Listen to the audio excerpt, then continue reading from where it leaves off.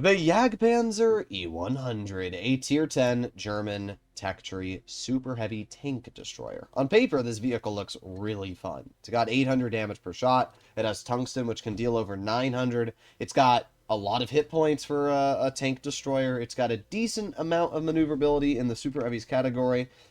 But at the end of the day, it's a super heavy. It has some of the worst camo values in tier 10. In fact, I don't even run camo net on this vehicle because I'd rather have the view range rather than the increased camo. It's that useless of a buff. And when you pair all those things together with the tank being the size of a double-decker bus, and the fact that we're currently in a medium meta, yeah, the Jagdpanzer really struggles. It is not a beginner vehicle by any means, and I honestly wouldn't even recommend skilled players use this tank because of how challenging it is to use. But every now and then, when I'm in the mood, I play in this tank. The nice thing about being on a press account is that stats don't matter. If I die or do bad on a press account, it doesn't mean anything to me because at the end of the day, the stats aren't visible to the public and Wargaming resets the press accounts every year.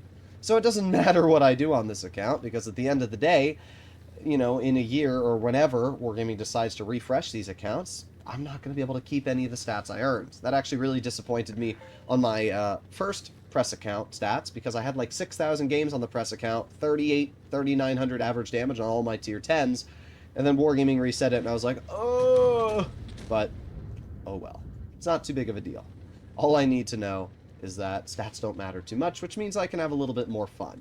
So, with that being said, we are on Desert Sands, and I'm moving my Yag up. I'm obviously spotted, but I'm not too worried about that because, for example, this E4 shoots me for 522. I activate my Tungsten, and I shoot the E4 in return for 903. Yeah. 522, 903. I wonder who won that trade there. Not only that, but I have the same health as the E4, so... yeah, not the best play. You don't want to poke a Yag, and oof. Oof. 600. Wow. What a freaking awful roll. That is actually a min roll. This tank has 800 damage per shot. Rolling 600 is the lowest you can possibly roll. It's basically like Wargaming's way to thank me for using tungsten. So the girl shoots me. I'm going to load in a high explosive and... ooh, 1,051. Well, you know what? That made up for it. In 3 shots, I've dealt 2,500 damage. That's pretty dangerous. Alright, well, I'm going to back into cover. The E5 misses me, but this isn't good. It's a 4 versus 6. And there's a grill behind me, because all of my tanks are dead on the rear. So I asked my teammate for help, and my teammate's got 1,300 health. Aw, but he gets shot in the rear, and it gets shot by the Ballstation. But it's alright. Still has enough health to take a shot from the grill. All I can really do right now is wait. That's all I can do, is sit here and wait for that Ballstation to make a play. There's not, because the moment I turn, and by the way, this is exactly what I'm talking about, why tank destroyers suck in a double platoon, and especially the Yag. For example, this Ballstation is terrible. I activate my tungsten, I kill that player. But pretend that player had half a brain cell, and just sat there and waited. What would have happened is I would have been able to do nothing, because the grill would have poked me and shot me, while I was waiting for that Ballstation to poke, and if I turned for the grill, then I would have been clipped. And that's as simple as it is. Not having a turret simply screws you. And, yeah, that's really it. So I'm going to reload here.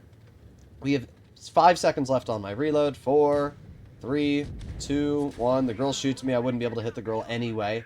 So I'm going to turn here and aim it on the 183. Take that player out of the game. Obviously, at this point, I'm expecting to die, but somehow the grill manages to bounce me. Pretty impressive. I won't lie, pretty dang impressive. And with that bounce, the grill has taken what was an incredibly easy defeat into a possible win. So I'm going to chill here. And I'm trying to bait this grill is what I'm trying to do. I'm trying to bait this grill. I'm pretending I'm looking at the E5. Pretending I'm looking, pretending I'm turning. And the grill pokes and boom! Snap the grill. Woo! Whew. That was really, really a lucky snap. I mean, the shot hitting the grill was not lucky. I was lucky the grill did not shoot me first. But that was really the only thing I could hope, was that the grill poked me like a doofus and threw away the opportunity to win. That's exactly what happened. So now we have the T110E5. And obviously, I'm just going to push. and hopefully get some damage out here. Now I have 392 health, which makes me a one-shot, but the mouse has 600 health. So what I'm hoping here is that the mouse is going to push on that side, distract the E5, I can get behind either high explosive or just shoot him with a tungsten shell. Either way, I can two-shot the E5. So that's as simple as it is. So I'm waiting patiently, and we'll see what happens here. My toonmate says mouse go, and the mouse does actually listen. Props to the mouse. There's the E5 spotted. Now, rather frustratingly, the E5 managed to spot me from there. Yes, because of the 50-meter proxy distance, that E5 managed to spot me. It's really dumb. I'm not going to lie. That's really dumb. But there's nothing I can do about that. So all I can hope is that the E5's not smart enough to think about, I'm going to get flanked. And at this point, I'm not spotted. You can see him taking this really wide, so the E5 does not detect me. Gets shot by the mouse, but now the E5 just decides to send it. So at this point, I'm going to push up and get to the side here. Okay. And bonk. Oh, 911 damage. And then I ram the E5 for an additional 131. Somehow our mouse misses this shot, or doesn't even shoot it. I don't know. Yeah, the mouse bounces it, and then I just loaded a high explosive on the engine deck of the E5, just like so. Ba-ba-booey. 244 damage. That puts me up to 5,689. 4 kills in a game that should not have been a win. Like, this, in no world, should have been a win. But it was. And it shows you that sometimes, if you're up against bad players, you can get a victory. That Balshation, 55%er, decent average damage, and not a bad player, but for some reason decided to poke me. Maybe that player didn't think I'd still be staring at them, but I was, and I knew that the only chance I had of winning that game was clearing that light tank. And that player made the cardinal sin of poking a Jagdpanzer. Also, not running Spall is a pretty bad play. I don't run Spall on my Balshation, but I'm smart enough to not drive in front of a tank that was previously spotted staring at me. But what do I know? Either way, yeah, kind of crazy. Every now and then I like making videos on vehicles like this because it's fun to. And, like the games I played today, I always play goofy vehicles. Actually I can just go to my battle log here, but I always play goofy tanks, right? I played the E5 because I wanted the chill. Played the Kron a little bit, but then I played the Jag, played the 4202, 268, the Badger, 268 version 4, VK72. I just find it cringe to play vehicles that are completely overpowered in the current meta.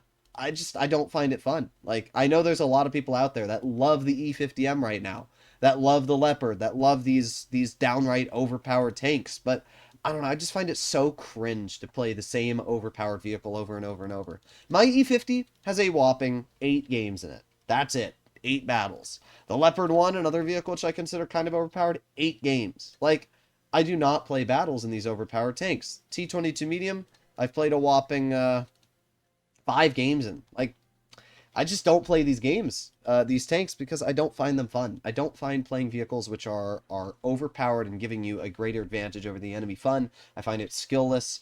I think that if you want to get better at the game and if you want to enjoy the game more, don't play the most overpowered tanks. Play tanks that you find fun. That's as simple as it is. Hopefully you enjoyed today's video. If you'd like to see more like it, please consider smashing that subscribe button down below. And I'll see you all in the next one. Bye-bye.